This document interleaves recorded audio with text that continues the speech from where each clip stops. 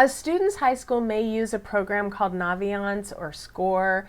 There's a couple others out there. They're college planning tools. And if your student's high school makes these programs available to you, I would definitely encourage you to use them. The student may not have a choice because schools will use these tools to help the college counselor keep track of who's the teacher sending the letters of recommendation for which student, have those letters been sent, have the transcripts been sent, what are the schools the student is applying to. These are valuable tools, especially for counselors who have a large number of students to work with. We touched on this earlier, but I want to go back to GPA and grade inflation. Grade inflation is definitely a thing.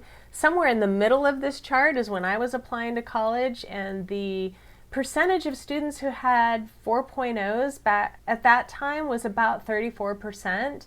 Now it hovers between 68 and 70%. Think about it. Your great student has a 4.0 average, but so does 70% of applicants. The grades from your student's junior year are really important. It's the last full year that colleges will see of grades from that student.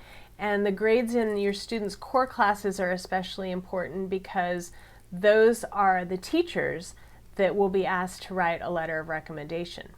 So when it's time to send in your letter of recommendation, I encourage students definitely waive your rights. It sounds like a scary legal term, and it is, but you definitely want to waive your rights, because if you don't waive your rights, that tells the college, well, maybe there's some negative feedback, but the student didn't waive their rights, so we're just not even going to consider this to make it fair for other applicants. So just waive your rights and show your teachers humility, show them teachability, show them curiosity. These are the things that we want coming out in your letters of recommendation. I also want to encourage parents to let your student show self-advocacy, meaning your student is independent and they're showing a readiness to leave home.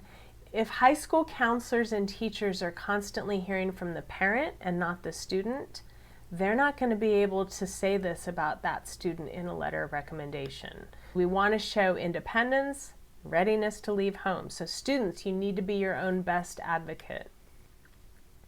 Here's a book for parents who are struggling with that. Admissions decisions are based on grades, essays, extracurricular activities, talents, achievements, letters of recommendation, standardized test scores, student aid index, profiles, hooks, and other factors. That's a lot, okay? There's a lot that goes into the admissions process, and like I said before, no school's ever going to give you their algorithm, and they're never going to divulge why you did or did not get into their college.